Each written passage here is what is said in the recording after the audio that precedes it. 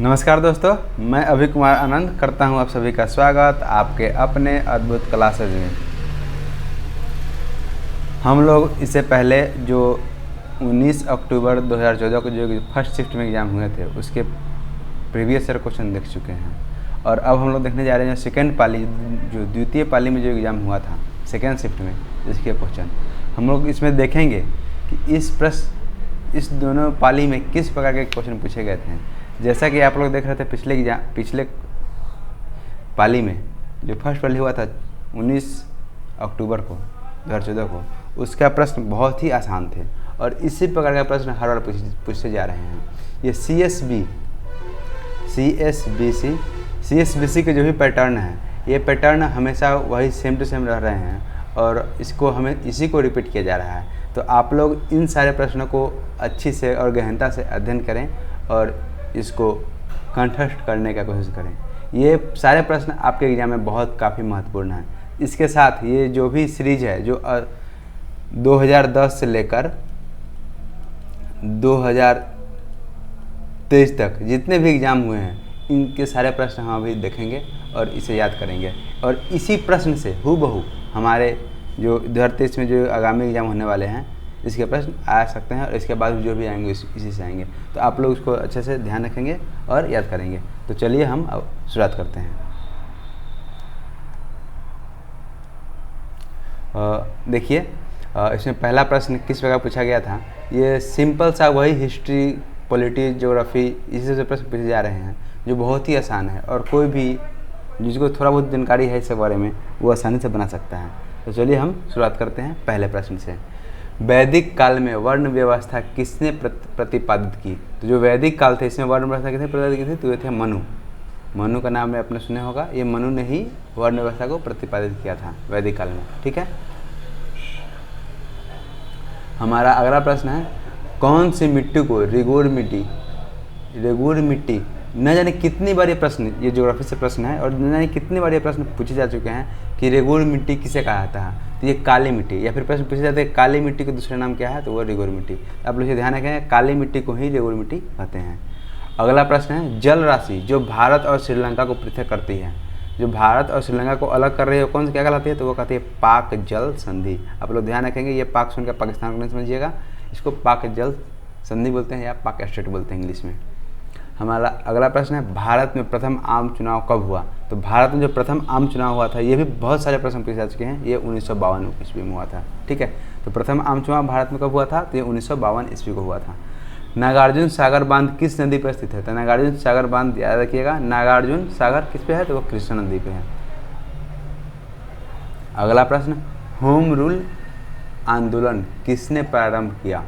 Home rule जो थे तो वो थे एनी बेसेंट और लोकमान्य तिलक।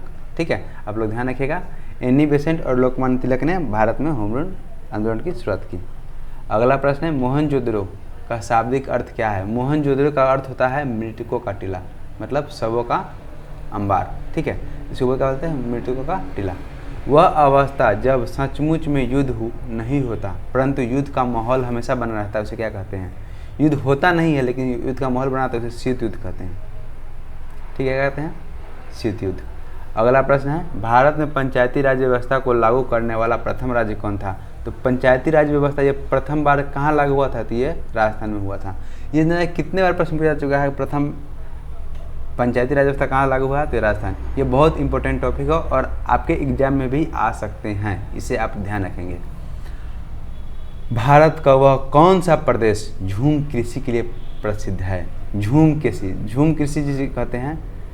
झूम कृषि कहाँ होता है, सबसे अधिक होता है पूर्वोत्तर क्षेत्र में, जिसको हम लोग नॉर्थ ईस्ट बोलते हैं। ठीक है, पूर्वोत्तर क्षेत्र में सबसे अधिक होता है झूम कृषि। अगला प्रश्न कौन सा शहर भारत की सिलिकॉन वैली के नाम से जाना जाता है। तो भारत की सिलिकॉन वैली कौन सा है, तो यह है हमारा बेंगलुरु। बेंगलुरु को हम सिलिकॉन वैली के नाम से जानते हैं। आप लोग जानते हैं सिलिकॉन का उपयोग कहाँ होता है, तो ये बहुत सारे कंप्यूटर में चिप बनाने में उपयोग होता है सिलिकॉन का। तो किसे कहा जाता है, तो वो बेंगलुरु कहा जाता है। सिक्किम, भारत और चीन किसके मध्य एक दूसरे से जुड़े हैं। तो सिक्किम जो भारत का अंग है और चीन इसके बीच कौन सा है, तो यह है नाथुला दर्रा। आप लोग याद कीजिएगा, आपके प्रश्न में ये भी आ सकते हैं कि नाथुला दर्रा कहाँ पे है, तो आप लोग ध्यान रखिएगा ये सिक्किम में है। ठीक।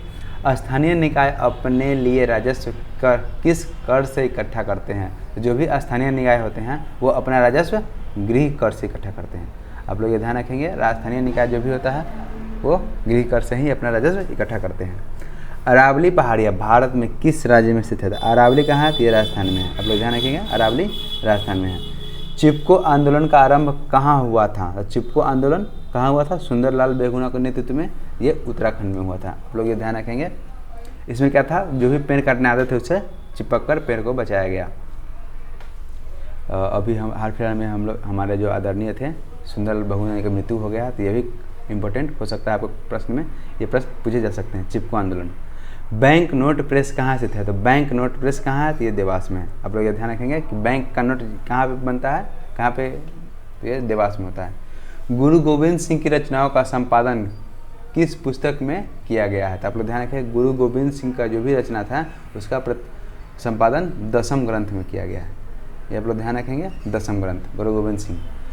अगला प्रश्न, स्वतंत्रता की घोषणा पत्र किसने तैयार की? तो स्वतंत्रता की घोषणा पत्र किसने तैयार की? तो ये थे थॉमस जेफरसन। ठीक है, थॉमस जेफरसन। आप लोग ध्यान रखेंगे, थॉमस जेफरसन ने ही भारत की स्वतंत्रता घोषणा पत्र तैयार किया था। 14वीं शताब्दी में मोरक्को के किस यात्री व इतिहासकार का न्याय व्यवस्थापक के रूप में दिल्ली दरबार में मोहम्मद बिन तुगलक का स्वागत किया हुआ? ठीक है। तो 14वीं शताब्दी में कौन आया था मोरक्को का? तो मोरक्को का इब्न बतूता आए थे। आप लोग ये ध्यान रखेंगे, इब्न बतूता कहाँ के थे? तो वो मोरक्को का थे। प्रथम मनुष्य सहित उपग्रह कौन सा था? तो प्रथम मनुष्य सहित उपग्रह जो गया था वो था स्पुतनिक फर्स्ट। ये भी प्रश्न आपको बन सकते हैं, स्पुतनिक फर्स्ट। ये साइंस एंड टेक का प्रश्न है।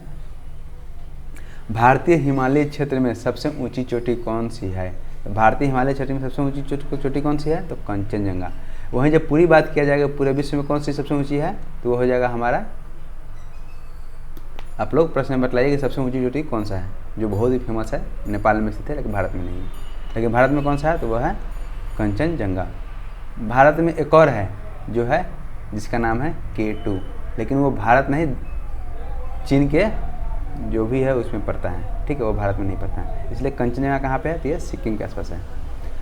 श्री पद्मनाभ स्वामी मंदिर कौन से राज्य में स्थित है? आप लोग ध्यान रखिएगा, अभी जो पिछले प्रश्न पीछे देखे राजराजेश्वर और इसमें देखिए पद्मनाभ स्वामी मंदिर, तो एक मंदिर से प्रश्न रहता ही है। तो ये कहाँ है? तो ये केरल में है। आप लोग ये ध्यान रखिएगा, पद्मनाभ स्वामी मंदिर कहाँ है? केरल में।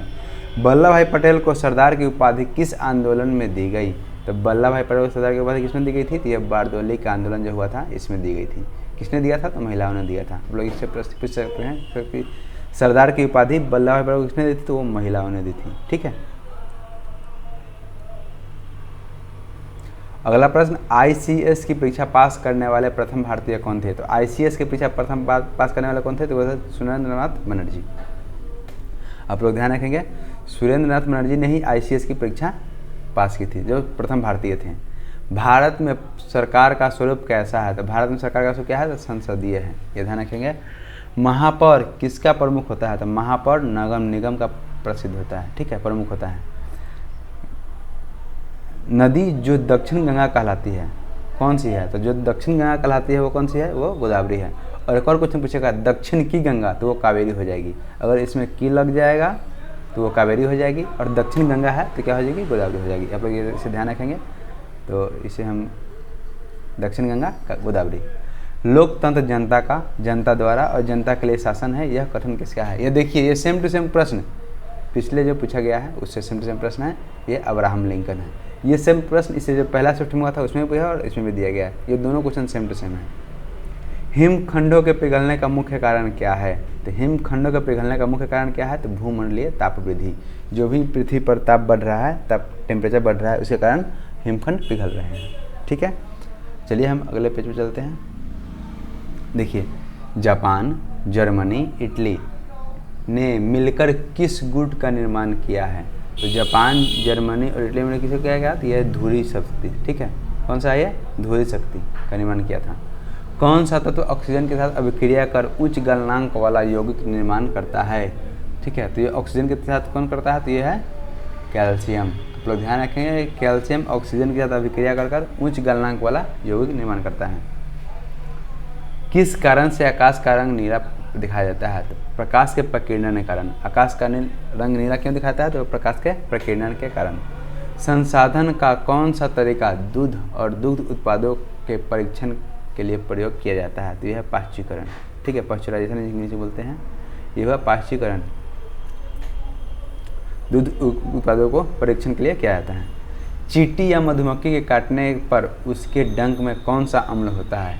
ये बहुत अब जा चुका है क्वेश्चन। उसे होता है फार्मिक अम्ल। ठीक है, कौन सा अम्ल होता है?